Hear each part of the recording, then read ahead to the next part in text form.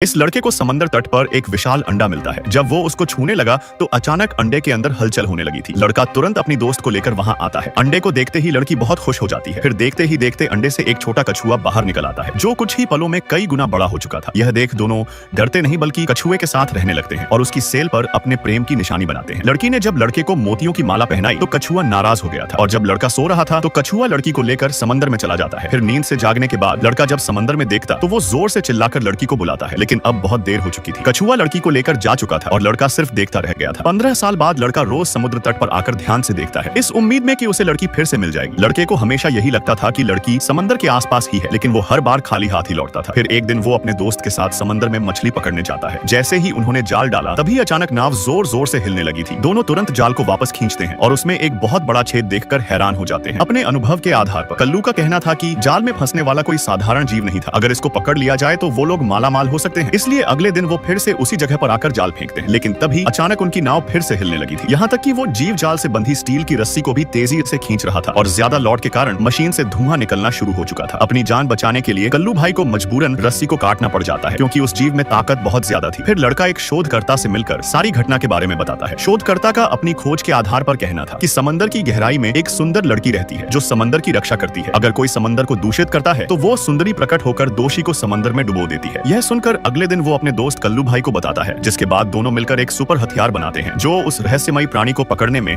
मदद करेगा। सुपर हथियार के साथ अगले दिन दोनों वापस समंदर में आते हैं। फिर कल्लू भाई ऑक्सीजन टैंक पहनकर सुपर हथियार के साथ पानी में कूद जाता है। पानी के अंदर लक्ष्य मिलते ही कल्लू भाई ने सुपर हथियार चला दिया था, लेकिन समंदर में बहुत अंधेरा था, जिससे कल्लू भाई को लगा कि उसका निशाना खाली जा चुका है। इसलिए वो वापस नाव पर लौट आता है, लेकिन उसे नहीं पता था कि उसका निशाना सही लग चुका था। और जब दोनों वापस घर लौटने लगते हैं तभी उन्हें पानी की सतह पर कुछ अजीब आता हुआ दिखाई देता है। जब उन्होंने ध्यान से देखा तो यह वही विशाल कछुआ था जिसको यह लोग खोज रहे थे। तभी कल्लू भाई हथियार से कछुए पर हमला कर देता है। कछुआ उसके जाल में फंसा हुआ था। कल्लू भाई तुरंत फोन करके और शिकारी को बुलाता है। देखते ही देखते शाम हो गई थी। लड़का जब बाहर खड़ा था तभी एक लड़की उसके पीछे आती है। उसने मुड़कर देखा तो यह लड़की उसके बचपन का प्यार था, जिसको देखकर लड़का बहुत खुश हो जाता है। उसे पता चला कि उसकी प्रेमिका समंदर की देवी है और विशाल कछुआ उसका वाहन था जो उन्होंने बचपन में देखा था। तभी वहां पर एक हेलीकॉप्टर आता है जिसमें शिकारी कछुए को पकड़ने आए थे, लेकिन कछुए का आकार देखकर उनकी पेंट गीली हो जाती है। तभी कछुए ने हेलीकॉप्टर को तोड़ दिया था, जिसकी आवाज सुनकर कल्लू भाई जाग जाता है। फिर विशाल कछुए ने उसकी नाव को भी पलट दिया था। लड़के को एक बोट मिल चुकी थी जिस पर कल्लू भाई लटका हुआ था। तभी कछुआ वहां पर आता है,